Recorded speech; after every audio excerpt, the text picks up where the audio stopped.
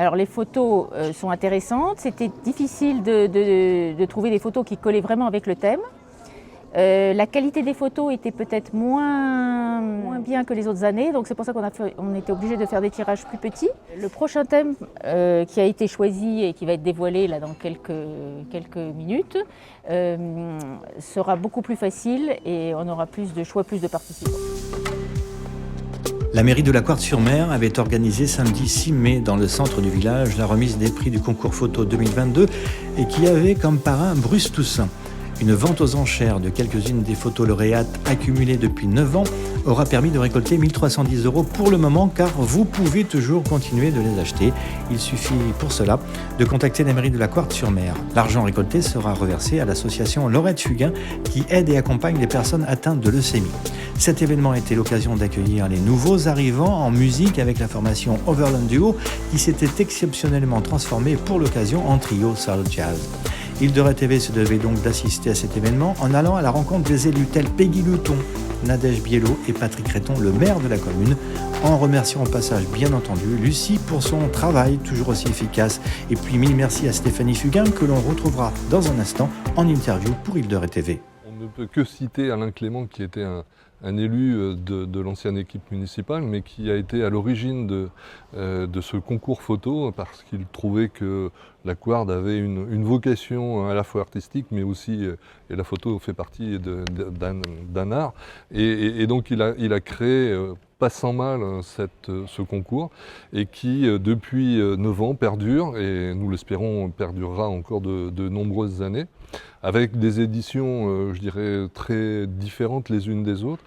Il faut dire que cette année, le sujet était particulièrement compliqué et les artistes en herbe ou confirmés ont eu du mal à s'exprimer sur le sujet. Ceci dit, il y a eu des éditions beaucoup plus faciles et beaucoup plus proches peut-être de ce qu'est le territoire arrêté. Mais notre philosophie, c'est aussi d'apporter quelque chose d'un peu plus original. Et c'est pour ça que ce sujet a été un peu compliqué, parce qu'on aurait souhaité que, et on l'a trouvé puisqu'il y a des gens qui vont être récompensés, puissent faire, je dirais, preuve d'un peu plus d'imagination. Plus créatif. Oui, plus créatif. Il faut aussi être de l'imagination parce qu'on peut créer sa photo aussi. Et donc, je pense qu'on va revenir l'année prochaine à un sujet un peu plus... Sur les lignes. Voilà, plus basique, dira-t-on, pour que le maximum de personnes puissent s'exprimer. En tout cas, c'était une expérience pour 2022-23, intéressante.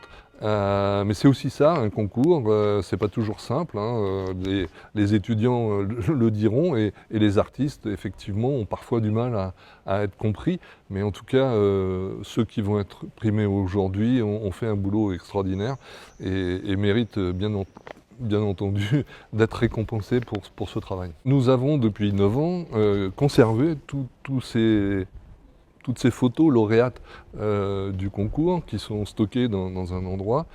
Et puis, on s'interrogeait de savoir ce qu'on pouvait en faire. Il s'avère qu'un des membres du jury, pour des raisons personnelles, était très sensible à l'action de l'association Laurette Fugain pour avoir été touchée elle-même par une leucémie, et nous a donc proposé en disant on pourrait peut-être l'offrir à une association. On avait plusieurs pistes, ou le vendre en direct.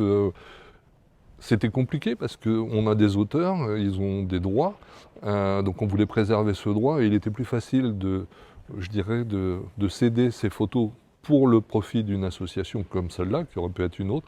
Là, il s'avère qu'un membre du jury est sensible à ça pour des raisons personnelles. On s'est dit, ok, banco, et donc c'est la raison pour laquelle c'est ponctuel cette année, ça ne sera pas tous les ans. Là, on a un stock de photos d'une cinquantaine de photos. Si l'association les vend, le bénéfice en sera pour elle. Et si elle ne les vend pas, on récupérera les photos pour peut-être une prochaine action. Depuis 2002, l'association Laurette Fugain œuvre avec énergie et détermination auprès de tous ceux qui s'engagent contre les leucémies et toute forme de cancer du sang. Les patients sont au centre de leur attention, mais aussi de leurs proches, les soignants, les chercheurs, les donneurs de vie et ceux qui offrent une chance supplémentaire de vaincre la maladie. Stéphanie Fugain. Quand un cancer arrive dans une famille, quand un enfant est touché, ou un adolescent, ou un adulte même, c'est toute la fratrie qui est touchée et qui va pendant des mois et des mois survivre, essayer d'accompagner le patient en étant profondément affecté. Parce qu'on ne sait pas très bien quand on est accompagnant ce qu'on doit faire. Et puis on ne sait pas non plus que les frères et sœurs vont être pendant très longtemps dans l'inconfort.